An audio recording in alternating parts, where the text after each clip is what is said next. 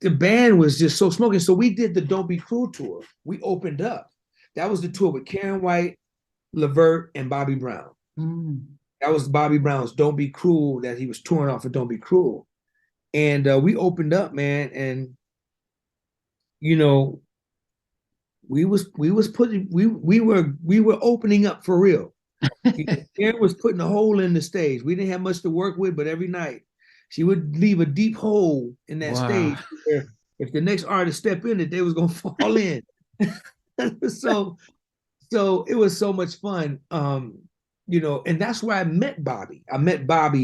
But I didn't get, it was like passing. Bob, we on tour together for months, right? Yeah, okay.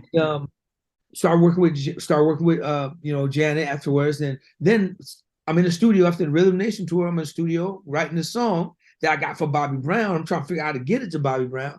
I don't know how I'm going to get it to Bobby Brown, but I know this song needs to be with Bobby Brown.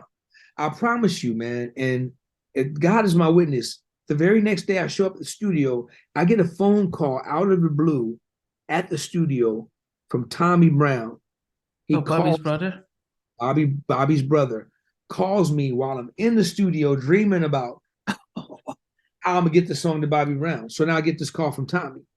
Tommy says, "Hey D, what's up, man?" I say, "Hey man, who is this?" Tommy Brown. So Bobby's brother, Tommy.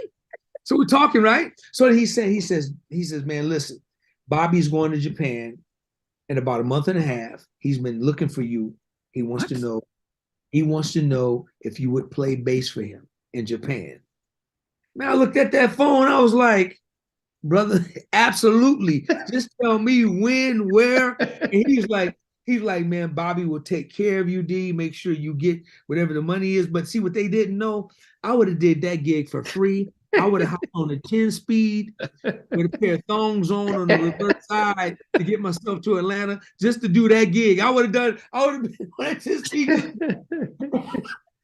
I was like thinking, God, I was like, you've got to be kidding me. Really? Wow. So now, in a month and a half, I'm going to be in Atlanta. I'm going to meet Bobby Brown as a bass player, because that's all people really know me as a bass player. Fine. So I get to Atlanta. What year was this? So we could put it into this album. This must have been 91. Okay, so he's done the Don't Be Cruel and all that stuff. This is he's working on the Bobby album. He's doing We're working on the Bobby album. Yeah. He's working on the Bobby album. I didn't know he's working on the Bobby album. In 92, I think I got a publishing deal. So now I'm a songwriter. I'm officially got a publishing deal. I did Bobby Brown. Also, after we did College Girl, I went on tour with Bobby Brown. He asked me to go on tour with him, and I did. Off that album, we toured. That tour was a long tour. It was over about a year. So halfway through, before they went to Europe, I asked Bobby, because I was getting offers to produce some songs, to produce. So I asked Bobby, I said, "Hey man, do you mind, bro, if I take advantage of this opportunity that you gave me?"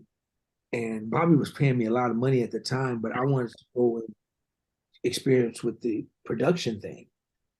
And I'll find you a bass player. And I did. He didn't mind. He said, "Man, D, no, go, spread your wings, man, do your thing." And so I didn't do Europe. I stayed back. Then that's when I got involved with this group called Black Girl.